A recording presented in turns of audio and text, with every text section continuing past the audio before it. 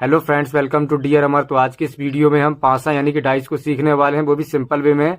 तो डाइस क्या होता है दोस्तों, जैसा कि ये चित्र में दिख रहा है, डाइस जो होता है वो घन और घनाभ के आकार की एक 3D आकृति होती है, जिसकी क्या होती हैं 6 सतहें होती हैं दोस्तों। 6 सतहें होती हैं और कोरें 12 होती हैं, और जबकि जो कोने होते हैं उसके वो 8 होते हैं। सतह को हम क्या बोलते हैं दोस्तों, सरफेस बोलते हैं, इसको सरफेस बोलते हैं। ये आप याद रखिएगा, सरफेस बोलते हैं इसको। और 12 क्या होती हैं हमारे एज होती हैं, जिसको हम कोरें बोलते हैं, एज होती हैं, इसको आपको याद रखना है। और 8 क्या होते हैं हमारे कोने होते हैं, जिसको हम कॉर्नर बोलते हैं, कॉर्नर। तो ये भी कॉम्पिटेटिव एग्जाम में अक्सर पूछा जाता है, तो ये आपको याद रखना है। तो चलिए हम सबसे पहले जो डाइस होते हैं वो 2 प्रकार के होते हैं। एक होता है मानक पासा, जिसको हम स्टैंडर्ड डाइस बोलते हैं, और एक होता है सामान्य पासा, जिसको हम जर्नल डाइस बोलते हैं। सबसे पहले हम मानक पासा को समझ लेते हैं। तो मानक पासा क्या होता है दोस्तों, तो मानक पासा की जो डेफिनेशन होती है वो ये होती है कि यदि किसी पासे के 2 विपरीत सतहों का योग 7 के बराबर हो तो वह मानक पासा होता है। यानी कि किसी भी पासे के 2 विपरीत सतह होती है ना, उनका योग जो होता है वो 7 के बराबर होता है। और इसकी पहचान कैसे होती है दोस्तों, जैसे मैं आपको एक एग्जाम्पल से दे बताता हूँ इसको। जैसे हम एक पासा बना लेते हैं कुछ इस प्रकार से, इसमें हम इसकी वैल्यू लिख लेते हैं पासा की, एक लिख लेते हैं, यहाँ पे लिख लेते हैं 3 और एक 5 लिख लेते हैं। तो इस प्रकार से हम वैल्यू लिख लेते हैं। तो इसमें हम देखते हैं कि दोस्तों किसी भी 2 विपरीत सतहों का योग क्या है, 7 के बराबर है। यानी कि एक है, यहाँ पे 1 लिखा है, तो 1 के विपरीत में क्या आएगा 6 आ जाएगा, तो टोटल योग कितना हो जाएगा 7 हो जाएगा।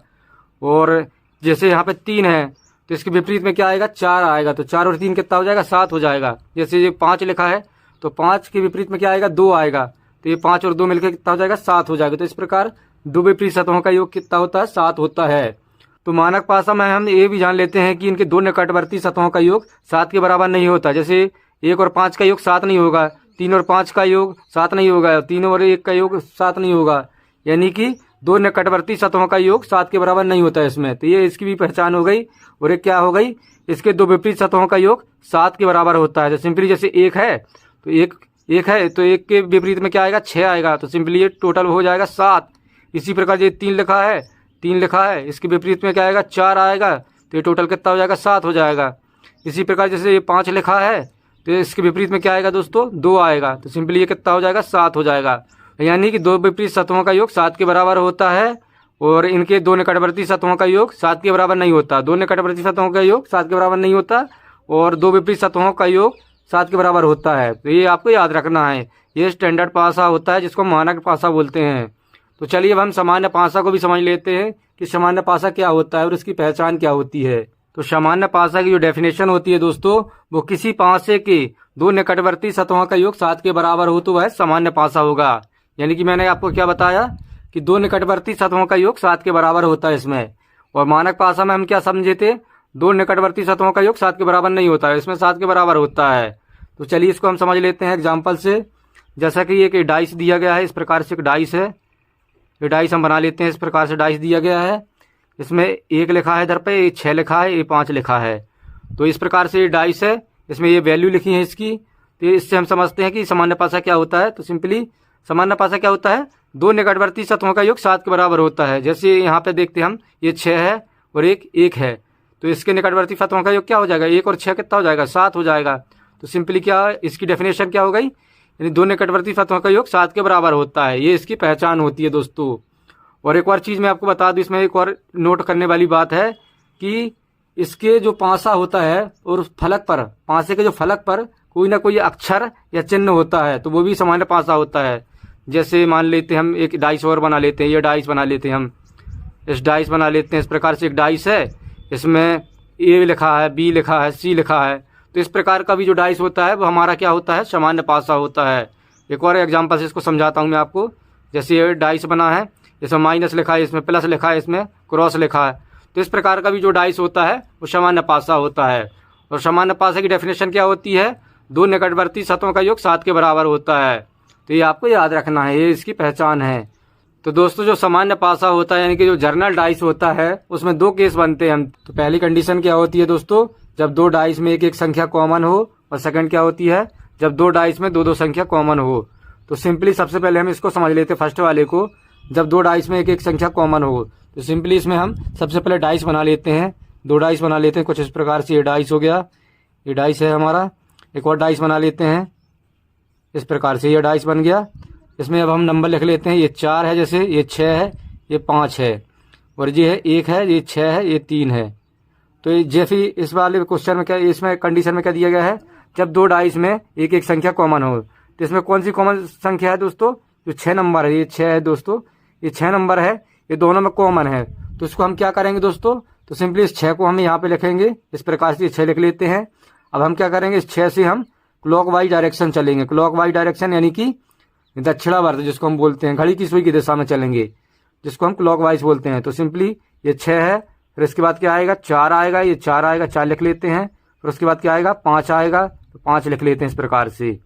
इसी प्रकार से इस वाले में भी हम चलेंगे। ये 6 है, तो इस 6 से हम कॉमन मिल गया था, तो इस 6 से हम क्लॉकवाइज डायरेक्शन में इसमें भी चलेंगे। तो सिंपली 6 को लिख लेते हैं यहाँ पे हम 6। फिर क्या आएगा, 1 आएगा, तो 1 को लिख लेते हैं। फिर क्या आएगा, 3 आएगा, तो 3 को लिख लेते हैं इस प्रकार से। तो अब हम क्या करेंगे दोस्तों, ये जो नंबर आए हैं दोस्तों, वे एक दूसरे के अपोजिट हैं।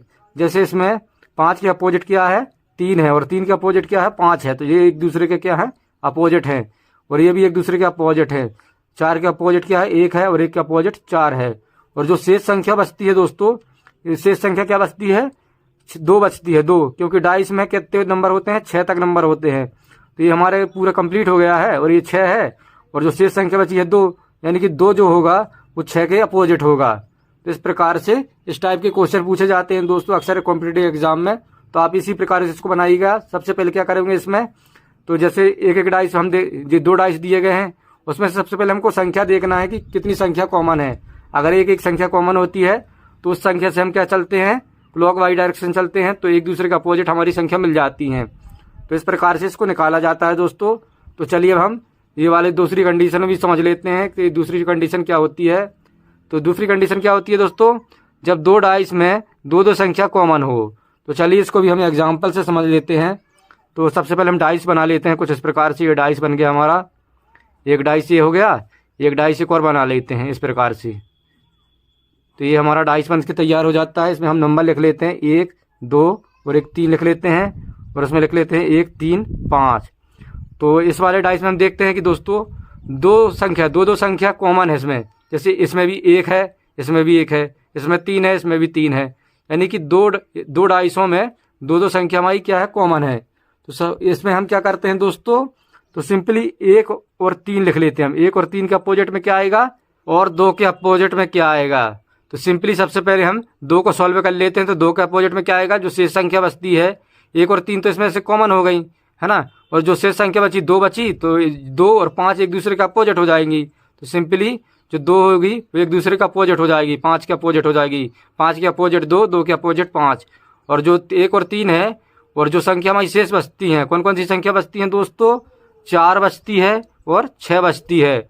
तो 4 और 6 1 और 3 के अपोजिट हो जाएंगी। ये लेकिन हमको ये मालूम नहीं कि 1 के अपोजिट क्या आएगा और 3 के अपोजिट क्या आएगा। तो 1 और 3 के अपोजिट हम इस प्रकार से लिख सकते हैं कि 1 और 3 के अपोजिट 4 और 6 आएंगे। तो इस प्रकार से इसको बनाया जाता है दोस्तों। तो आई होप ये आपको अच्छे से समझ में आ गया होगा। तो चलिए दोस्तों हम ओपन डाइस और क्लोज डाइस को भी समझ लेते हैं। तो ओपन डाइस क्या होता है दोस्तों, जैसे कि ये बंद डाइस है यानी कि क्लोज डाइस है, तो इसको जब हम खोलेंगे तो ये हमारा ओपन डाइस हो जाएगा। तो चलिए उसको हम समझ लेते हैं कि ओपन डाइस और क्लोज डाइस क्या होता है। तो सिंपली चलिए उसके हम एग्जाम्पल बनाते हैं। तो जैसा कि ये क्वेश्चन दिया गया है ओपन डाइस का, और इसमें क्या बोला गया है 1, 2, 4 के विपरीत क्या होगा। तो इसमें हम करते क्या हैं दोस्तों, हम क्या करते हैं इसमें एक नंबर छोड़ के जो अगला वाला नंबर, जैसे ये 4 दिया गया है, इसका एक नंबर छोड़ेंगे, जो अगला वाला नंबर होगा वो एक दूसरे के क्या होगा, अपोजिट होगा। तो सिंपली हम क्या करेंगे यहाँ पे, तो फिर ये 4 है तो 4 के एक नंबर छोड़ेंगे, और ये 6 ये क्या हो जाएंगे, एक दूसरे के क्या हो जाएंगे दोस्तों, अपोजिट हो जाएंगे। तो यहाँ पे हम लिख लेते हैं 4 के अपोजिट क्या आएगा दोस्तों, 6 आएगा। तो इस प्रकार से इसको लिख लेते हैं। इसी प्रकार से जैसे 1 लिखा है और 1 लिखा है, 1 ले लेते हैं हम, एक नंबर ले लेते हैं। तो 1 में अगली वाली संख्या छोड़ेंगे और जो उसके सेकंड वाली संख्या होगी उसको ले लेते हैं। तो यानी कि सिंपली 1 का अपोजिट क्या आ जाएगा, 3 आ जाएगा। तो सिंपली 1 का अपोजिट यहाँ लिख लेते हैं हम 3, इस प्रकार से। और जो शेष संख्या बची दोस्तों, 2 बची और 5 बची, ये एक दूसरे के क्या हो जाएंगी, अपोजिट हो जाएंगी। तो इस प्रकार से 2 हो जाएगा, वो 5 के क्या हो जाएगा, अपोजिट हो जाएगा इस प्रकार से। तो इस प्रकार के इसको बनाया जाता है। तो जैसे कि हमने क्या बताया दोस्तों, एक नंबर छोड़ के जो अगला वाला नंबर होगा वो एक दूसरे के क्या होगा, अपोजिट होगा। तो इस प्रकार से इसको सॉल्व किया जाता है। तो 4 के अपोजिट 6 आ गया, 1 के अपोजिट 3 आ गया, 2 के अपोजिट 5 आ गया। तो इस प्रकार से आपको बताना है। तो दोस्तों इसी क्वेश्चन में एक और टाइप से इसको पूछा जाता है कि ये जो डाइस दिया गया है इसको अगर फोल्ड करके पांसा बनाया जाए तो क्या बनेगा। तो सिंपली दोस्तों क्या करते हैं हम इसमें, ये नंबर जैसे एक दूसरे के क्या है अपोजिट हैं, तो यानी कि जो दो नंबर जैसे ये पांसा बना लेते हैं हम, जैसे ये पांसा बन गया है, जैसे ये पांसा बना लेते हैं इस प्रकार से। तो ये जो नंबर है दोस्तों वो क्या है एक दूसरे के अपोजिट हैं, यानी कि जैसे यहाँ पे 4 आएगा तो 6 यहाँ पे नहीं आएगा, जैसे यहाँ पे 3 आया तो ये 1 नहीं आएगा, इसी प्रकार से जैसे यहाँ पे 2 आया तो यहाँ पर 5 नहीं आएगा। तो इस प्रकार से इसको बनाया जाता है। तो इसका भी आपको राइट टिक करना है दोस्तों, इसी प्रकार से इसको बनाना है। तो आई होप ये आपको अच्छे से समझ में आ गया होगा। मैंने आपको इस वीडियो में एक ही क्वेश्चन बताया है, नेक्स्ट वीडियो में आपको पूरा डिटेल से पढ़ाऊंगा इसको। तो चलिए अब हम सेकंड क्वेश्चन भी देख लेते हैं क्लोज डाइस वाला। तो जैसा कि ये सेकंड क्वेश्चन दिया गया है क्लोज डाइस से और बोला गया है कि 1 2 3 के विपरीत क्या होगा।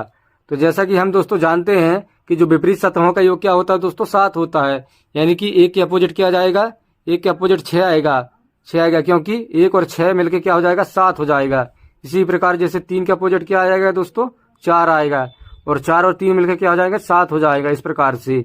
इसी प्रकार 2 के अपोजिट क्या आएगा दोस्तों 5 आएगा, और 5 और 2 मिलके क्या हो जाएंगे 2 और 5 मिलके 7 हो जाएंगे। तो इस प्रकार से ये हम इसको बता सकते हैं कि अब 1 के अपोजिट क्या आएगा, 2 के अपोजिट क्या आएगा, 3 के अपोजिट क्या आएगा। तो अगर इसी क्वेश्चन को दूसरे तरीके से पूछा जाए कि यानी कि एक क्लोज डाइस दिया गया है, इसको खोलें तो ये किस प्रकार से टूटेगा। तो सिंपली दोस्तों सबसे पहले हम क्या कर लेंगे, इसके अपोजिट देख लेंगे कि 1 के अपोजिट 6 है, 3 के अपोजिट 4 है और 2 के अपोजिट 5 है। तो सिंपली सबसे पहले हम क्या कर लेते हैं दोस्तों, जैसे हम इसको ओपन करते हैं, चलिए इसको हम ओपन कर लेते हैं। तो ये इस प्रकार से ओपन होता है दोस्तों, इस प्रकार से ओपन होगा। इसको यहाँ पे विस्तारित कर लेंगे हम, इसको इस प्रकार से विस्तारित कर लेंगे इस प्रकार से। तो ये हमारा क्या हो गया ओपन डाइस में टूट गया है इस प्रकार से। तो दोस्तों ये बन गया हमारा ओपन डाइस बन गया, और इसमें हम इन नंबर को पुट करना है। तो सिंपली हम 1 लिखेंगे, तो 1 के अपोजिट क्या आएगा दोस्तों 6 आएगा, तो 1 नंबर छोड़ के यहाँ पे हम 6 लिख देंगे, यहाँ पे क्या लिख देंगे 6 लिख देंगे इस प्रकार से। और इसी प्रकार से इसमें क्या लिखा है 3 के अपोजिट क्या आएगा 4 आएगा। तो सिंपली जब हम 3 यहाँ लिखेंगे, 3 यहाँ पे लिख देते हैं दोस्तों, इस प्रकार से 3 लिखेंगे तो 1 नंबर छोड़ के यहाँ पे 4 आ जाएगा। और सिंपली क्या है 2 और 5 दिया गया है, तो सिंपली 2 और 5 यहाँ पे लिख देंगे इस प्रकार से। तो ये हमारा क्या हो बन गया ओपन डाइस बन गया इस प्रकार से। तो दोस्तों इसी टाइप से क्वेश्चन पूछे जाते हैं। आई होप ये आपको अच्छे समझ में आ गया होगा। वीडियो अच्छा लगा तो वीडियो को लाइक और शेयर करें दोस्तों, और ऐसे वीडियो के लिए हमारे चैनल को जरूर सब्सक्राइब कर लें, क्योंकि मैं ऐसे वीडियो लाता रहता हूं दोस्तों। Thank you.